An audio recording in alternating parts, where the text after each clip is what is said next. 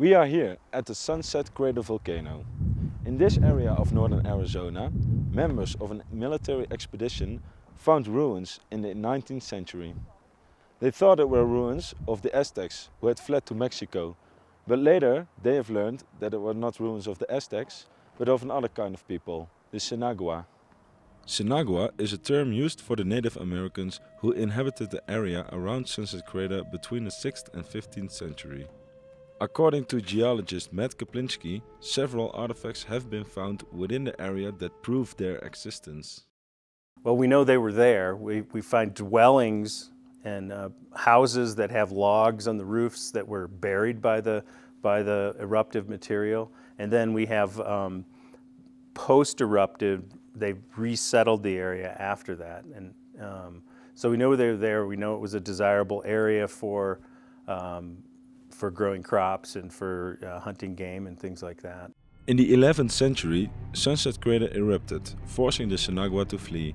The Sinagua thought that this volcanic eruption was a punishment from God. A volcano is, in the big picture sense, a volcano is how the earth breathes and lets off, it cools itself basically through these volcanoes. It lets off steam and heat through these vents that are cracks in the upper crust of the earth where the molten magma that's in different areas under the crust or within the crust finds its way to the surface and erupts and makes the volcanoes.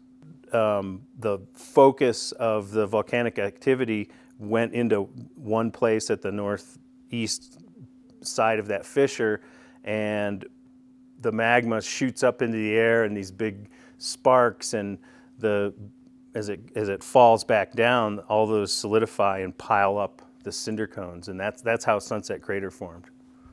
It was here, at the field of cinder cones, where nature started to grow again. Because the soil is very fertile, it attracted more people than only the Sinagua.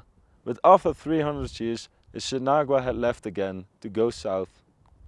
It's very rich in minerals. It has a lot of nitrates, a lot of phosphates, so the plants can colonize in those areas in between eruptions. So it's a very fertile place. It's right on the edge of the volcanic field that's fairly elevated and the lower painted desert area. So it's sort of a refuge for animals that can move up slope and get a little cooler. And if in the winter when it gets colder, they can move down and get warmer. So it's doing quite well. The eruption, based on the deposits from the eruption, lasted approximately 150 years. 1066, it's like when William the Conqueror was invading Britain from Normandy, the Sinagua Indians were headed north away from the volcano. We have learned that volcanoes can have a big impact on a civilization. And like the Sinagua, many other civilizations had to struggle to survive.